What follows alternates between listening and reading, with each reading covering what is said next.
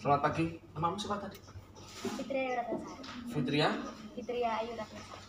Fitria Ayu Ratnasari. 11 12 APH 1. Iya. Tadi kan saya beri materi bimbingan karir ya. Tepatnya dunia entrepreneurship, ya kan? Sudah saya cek, kira-kira sepertinya entrepreneurship sudah jalan. Bisnismu, ya, Iya. ada menghasilkan. Kira-kira bisnismu apa tadi? Bisnis saya selama ini saya sudah menjalankan online shop, Pak. Online shop. Iya.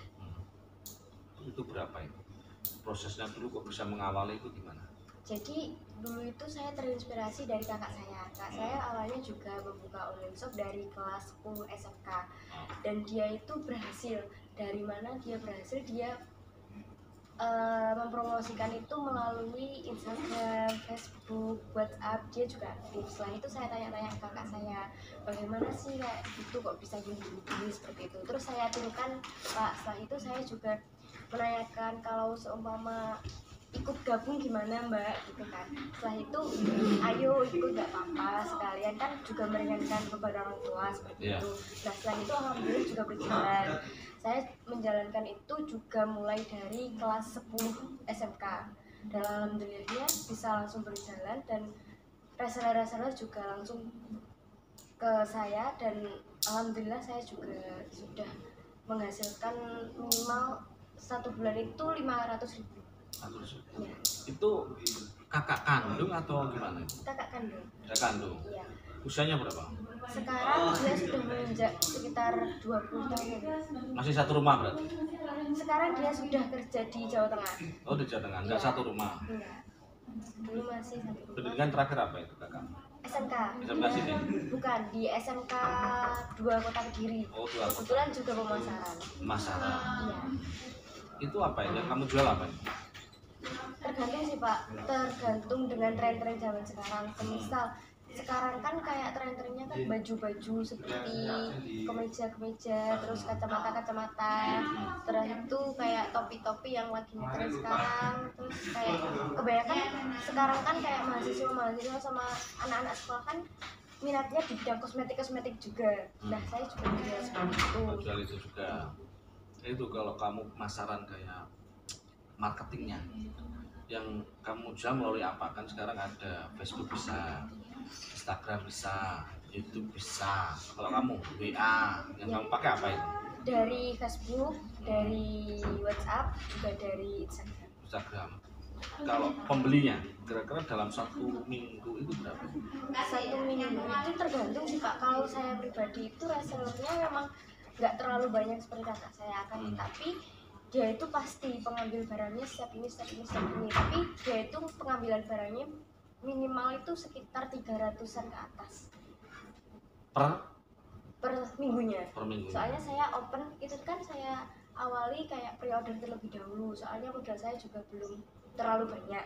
Jadi saya pre-order terlebih dahulu. Jadi kayak tergantung dengan modal saya. Semisal dia ambilnya banyak, saya bagi terlebih dahulu. Semisal orang ini kan ambilnya banyak, setelah itu modalnya saya gini, jadi saya ambil punyanya orang ini terlebih dahulu, saya COD kan, setelah itu saya ganti ke orang lain. Di awal mulanya dari kakakmu itu. Iya. Kalau keuntungannya, kamu dari satu barang ngambil berapa persen? Kalau dari satu barang itu biasanya saya ambil nggak persenan sih, tergantung. Biasanya satu barang itu prinsip saya kayak gini, kayak saya ambil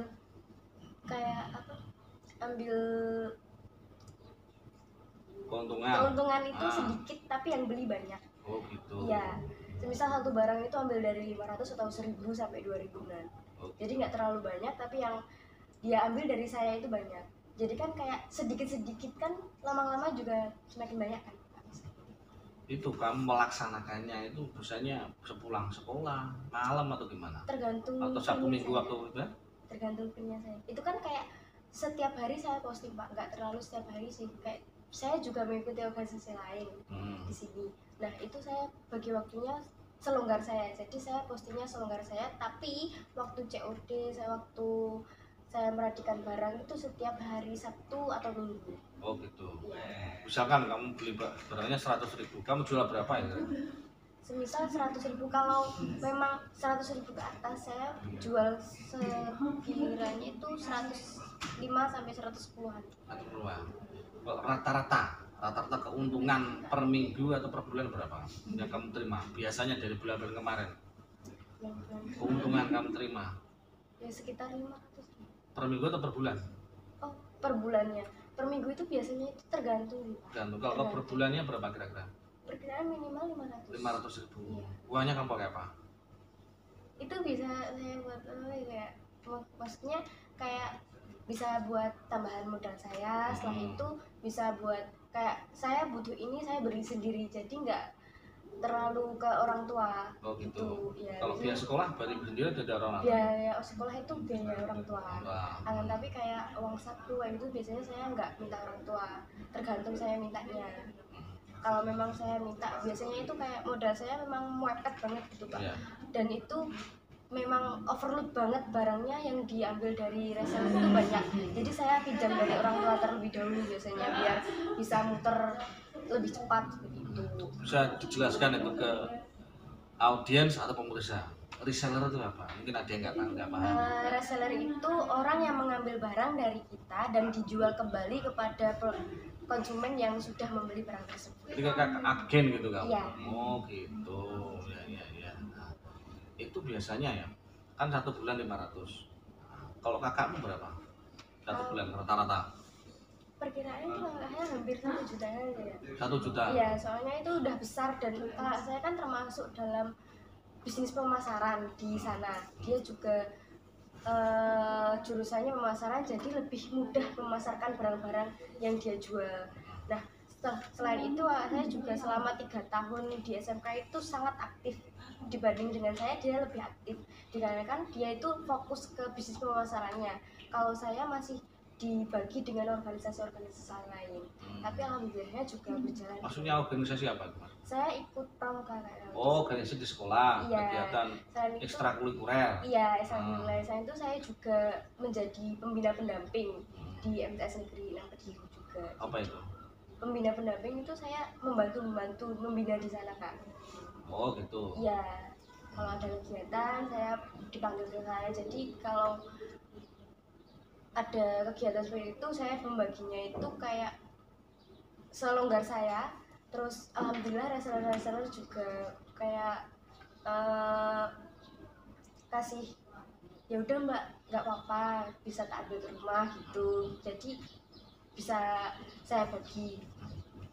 Nah, bagus. Jadi bisa dikatakan bisnismu ya, ini kan udah jalan hampir 2 tahun lebih, 2 tahunan. Ada nggak? Iya. 2 tahun ya. Itu selama 2 tahun ya, menurut kamu kesulitannya sering timbul apa? Atau kesulitan yang masalah-masalah yang sering kamu hadapi dari bisnismu? Kesulitannya itu kebanyakan dari modal. Iya. Terus apa? Yang pertama modal, yang kedua barang yang dia ambil nggak pasti ada. Jadi kayak saya cari-cari, terus kalau memang nggak ada mepet, biasanya bilang nggak ada. Terus biasanya orangnya itu emang komplain, tapi kan emang gimana lagi kan Pak, barang kan nggak selalu ada. Setelah itu saya bilang insya Allah di minggu depan, kalau nggak bisa di cancel seperti itu. Nah biasanya itu kalau masalah COD ada orang yang molor-molor gitu Pak, jadi memolorkan waktu kita juga buat COD dengan yang lain seperti itu. Jadi kita dapat komplainan lagi dari pembeli yang lain juga dari COD yang pertama, soalnya COD yang pertama itu molor. Nah setelah itu kayak pembagian antara kegiatan saya sama kegiatan all-shop itu juga agak mempersulit juga, soalnya itu kayak kalau saya pribadi kegiatan di MTS sama SMK itu lebih pada di MTS, soalnya di MTS itu kegiatannya lebih sering dan lebih kayak setiap minggu itu pasti ada seperti itu. 1 minggu berapa kali kamu ke MTS? MTS mana? MTS 6 Kediri. Kini tuh? Puncu Pak. Oh yang Puncu. Iya. Pejumbang Kauman dulu itu? Bukan, itu Sidomulyo loh Pak. Oh Sidomulyo. Oke. Tadi kan di BK ada bimbingan karir ya, kayak menumbuhkan apa ide-ide entrepreneurship, bisnis dan usaha. Menurut kamu kegiatan atau materi tersebut Bagaimana menurut kamu? Kalau menurut saya pribadi itu positif sih Pak. Positif ya? Iya, soalnya kan langsung kita buat nantinya bagaimana. Setelah itu kayak kita kan nggak pasti bisa kuliah langsung. Nanti kan bisa ada semisal kan nggak tahu orang tua bagaimana, situasi orang tua bagaimana. Nanti kan kita rencana kita nanti selanjutnya kuliah. Tapi kalau semisal pada waktu itu orang tua tidak bisa kan kita mau gimana lagi gitu. Kalau memang di BK sebelumnya kita sudah mempelajari beberapa hal tentang bagaimana simulasi interview kerja gini-gini, kita kan juga sudah punya modal dari situ. Jadi kita untuk selanjutnya itu lebih mudah untuk mencari pekerjaan lain sebelum kita menuju ke masa perkuliahan. Baik. Tadi juga kan sebelum itu kan saya berikan praktik karir juga.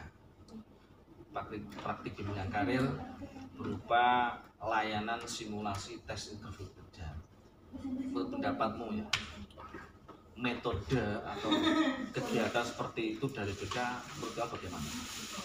Kalau menurut saya pribadi itu kayak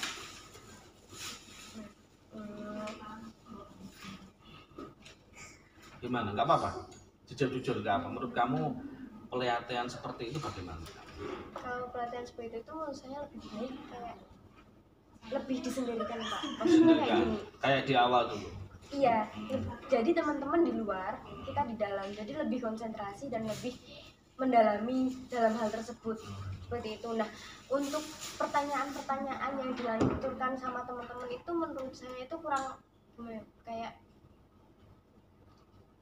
sesama teman kita pasti kayak punya kayak nggak serius gitu Pak. Iya, soalnya ada yang satu gini, ada yang satu gini. Jadi ada yang satu tenanan, satu enggak. Iya. Jadi model seperti awal kayak dulu ya. Jadi di luar kelas, yang di dalam cuma HRD atau yang bersimulasi menjadi HRD sama wawancara. Menurut kamu seperti itu ya?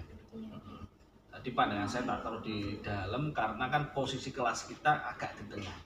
Iya. Terus kalau di luar, saya takutnya saya nggak bisa mengawasi dan nanti rame ya. Semoga tahun ya. Ya minggu depan saya coba lagi di anak-anak yang nggak ikut simulasi di luar, gantian seperti itu dulu. Kayak di awal waktu di kelas TKR itu ya kan di luar ya, model. Mungkin bisa kamu sampaikan ke adik-adik kelas bagaimana caranya menumbuhkan kemauan atau insting dalam berentrepreneurship atau bisnis. Bisa disampaikan. Nah mungkin nama lengkapmu, asal kelas sama asal sekolahmu. Baik, perkenalkan nama saya Fitria Ransari. Saya dari kelas 12 Perhotelan 1.